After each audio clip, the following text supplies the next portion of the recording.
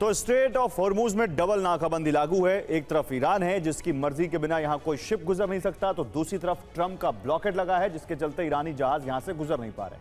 तेल नहीं बेच पाने की वजह से ईरान को बड़ा नुकसान हो रहा है, जिसकी भरपाई अभी तक ईरान हॉर्मूज से गुजरने वाले जहाजों के बदले टोल टैक्स वसूल कर रहा था। लेकिन अब ईरान की तैयारी यहां से गुजरने वाले डिजिटल डेटा के बदले भी टैक्स वसूलने की है। इसे मुस्तफा का $1 ट्रिलियन दांव माना जा रहा है।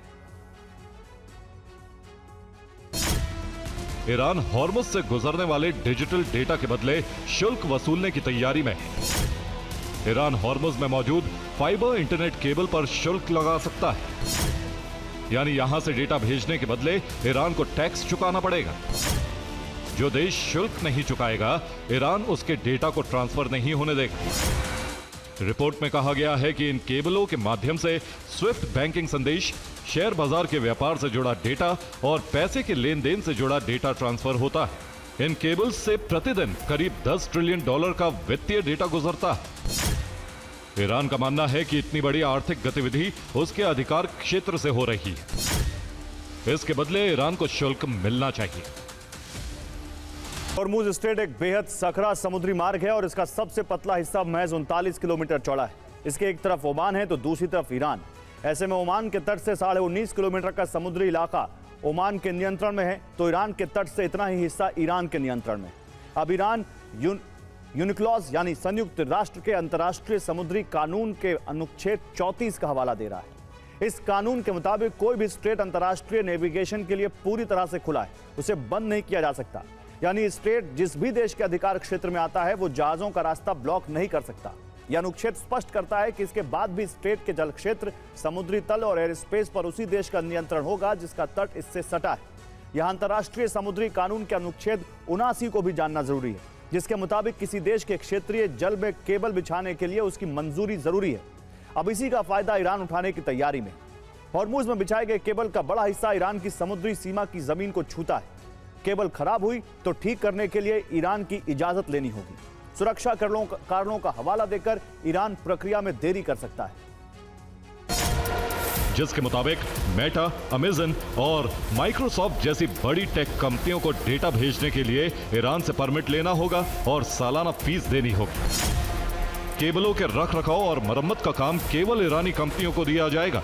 इससे ईरान को न केवल पैसा मिलेगा बल्कि इन केबलों की भौतिक सुरक्षा और डेटा ट्रांसफर पर उसकी निगरानी भी बढ़ेगी।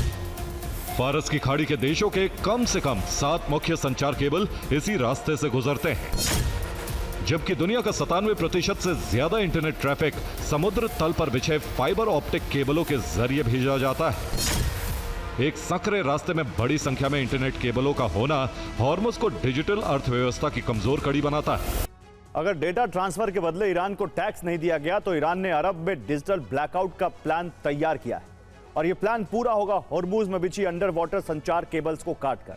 दरअसल हॉर्मूज सिर्फ बड़ा तेल चोक पॉइंट ही नहीं है बल्कि अंडर वाटर केबल्स का एक बड़ा केंद्र भी है। इस सकरे समुद्री मार्ग के नीचे 20 से ज्यादा केबल्स गुजरती हैं, जिससे दुनिया का करीब 17 से 30% इंटरनेट ट्रैफिक गुजरता है। ये केबल एशिया, यूरोप और मध्य पूर्व के बीच की डिजिटल कड़ी है, जिन्हें नुकसान पहुंचा तो असर पूरी दुनिया पर नजर आएगा। हालांकि इसका सबसे ज्यादा प्रभाव खाड़ी देशों पर पड़ेगा, क्योंकि हॉर्मूज स्ट्रेट से गुजरने वाली ये केबल्स इन देशों की डिजिटल लाइफलाइन है। इंटरनेट के लिए ये देश काफी हद तक इन्हीं केबल पर निर्भर है। बात कतर की करें तो उसका 99% इंटरनेशनल इंटरनेट गल्फ केबल्स पर निर्भर है। इसके अलावा कुवैत भी इंटरनेट के लिए 95% तक इन्हीं केबल्स पर निर्भर है। बहरीन में 95% इंटरनेट ट्रैफिक हॉर्मूज में बिछी केबल से होकर गुजरता है। यूएई की बात करें तो उसकी निर्भरता भी करीब 90% के आसपास है।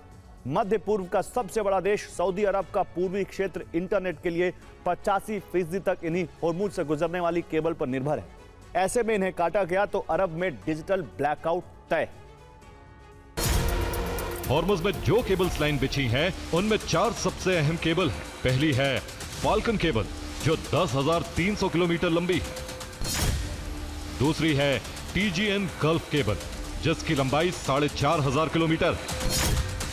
जीबीआई ब्रिज केबल 10,000 किलोमीटर लंबी है। इसके अलावा IMEWE केबल 12,000 किलोमीटर दूर तक समंदर के नीचे बिछी है। ये पूरे खाड़ी क्षेत्र को यूरोप और एशिया से जोड़ती है। इनके जरिए इंटरनेट स्पीड डेटा शेयरिंग की जाती है।